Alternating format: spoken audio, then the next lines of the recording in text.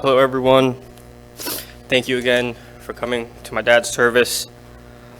Thank you, everyone who came 2 weeks ago, Monday through Wednesday, for the ceremony at the temple.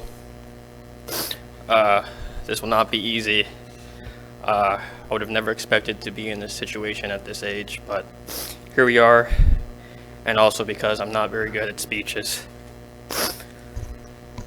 My dad was an amazing father figure to me, and he was always one to take care of me, my sister, my mom, and our dog Coco. He had many friends throughout his life, and I really got to see this while he was sick. All the friends that took care of him, kept him company, cooked for him, laughed with him, joked with him. You always found yourself smiling and laughing around him, and he was always a bundle of joy to be around.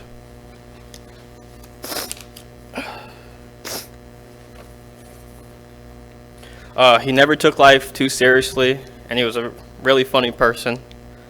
I always remember him dancing to my obnoxious music whenever we were driving together, or if he was ever driving himself, driving us anywhere, he would be screaming, singing his favorite songs, which we got to listen to.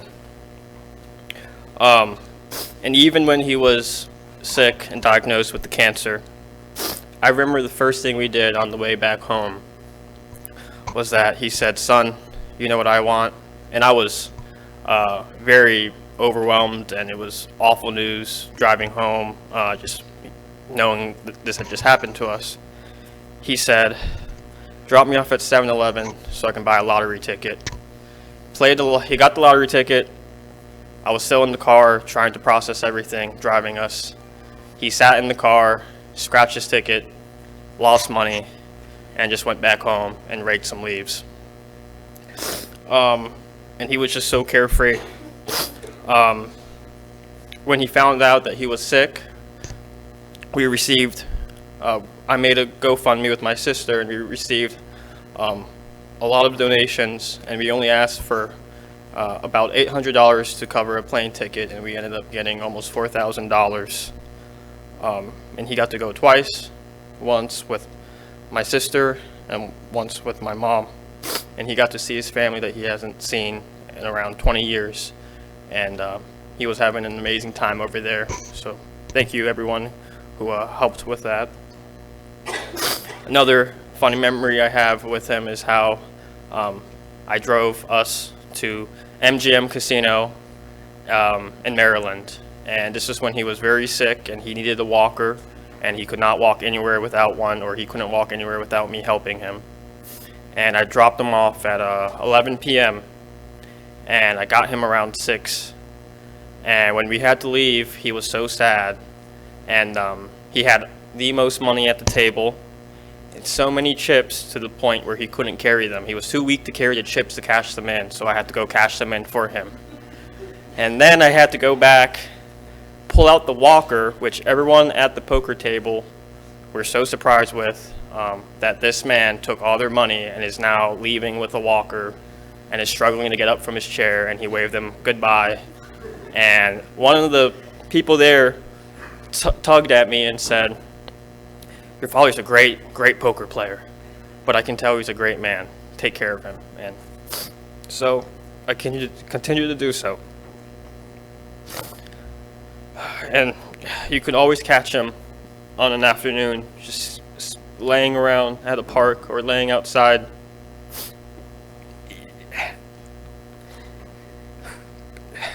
He never complained about having cancer. He never said, "Why did this happen to me?" He just continued to live life, and every day was precious to him. My dad was a strong and selfless person. When he was told that he was sick, the first thing he was worried about were my sister, I, and my mom, to make sure that we got checked and that we were okay, and to get tested. And he wasn't worried about his future treatments or what to do next or how long he has to live. He was worried about us first. And I think his strength truly showed the most during his fight with cancer. Um, After he received the news, he still pushed himself at our family's restaurant, worked every day, whether it was cleaning, cutting up vegetables, putting things away. He would always push his body until he couldn't do anything anymore. And he did that while he was sick. And I don't know how he did it. And the doctor told us, I remember that day, he walked into the room and said, "Mr. Factus, you have stage 4 liver cancer." And the first thing I'm thinking is, how long is that, or how bad is that really? And he looked at my dad and said, "You have 6 to 12 months to live on average."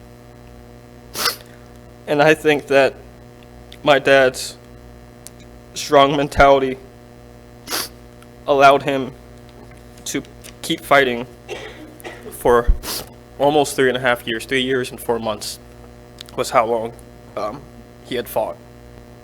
And I think the reason he was able to live that long was because he was so positive. He was always smiling. Like I said, he was never upset that he was the one that was sick. He always had hope. And the biggest reason he kept pushing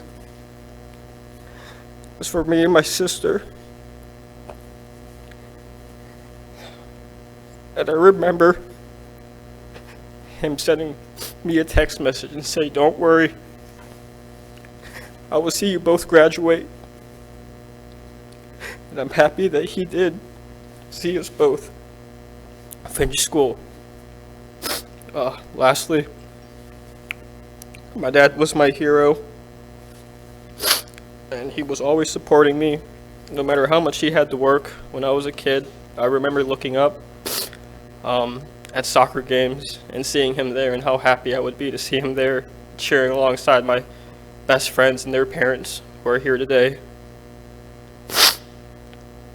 And he would always be there for me when I really needed it. When I was younger, I had asthma attacks often, and I would have to go to the emergency room. And my father would take me there right away. We would stay there overnight. I would be sleeping on his shoulder, and we'd be sleeping in the waiting room together multiple times a year. And he would always do that in a heartbeat, even though he had to go to work the next day. But he was always there taking care of me. And the last memory I have with him, I'm not sure if anyone recalls the picture during the slideshow, but I was holding his hand during his last week or so. And we had the monks praying. My sister caught a video of him, and he asked me to come closer to him. And he pulled me closer, and he wasn't saying much, but he had the strength to tell me that he said, and I quote, "I trust you." And then he let me go. And that was the last conversation I had with my dad before he was unresponsive. And I'm happy it was something like that, so I can remember that he is proud of me with whatever I choose to do in my life, and that I'm proud to be his son as well. He trusts me with anything that may come into my life, and that I will handle things carefully. We still miss him every day. He's visited me in my dream, and my mom asked me every morning at 6 a.m., "Did he visit you?" And he eventually did, and she was upset that he did not visit her yet. But it's good to know that my dad is not suffering anymore, that he's in a better place where he doesn't have to worry, and he gets to enjoy wherever he's at with Coco. Thank you again, everyone, and I'm really happy that everyone was able to show up and support our family and myself as well.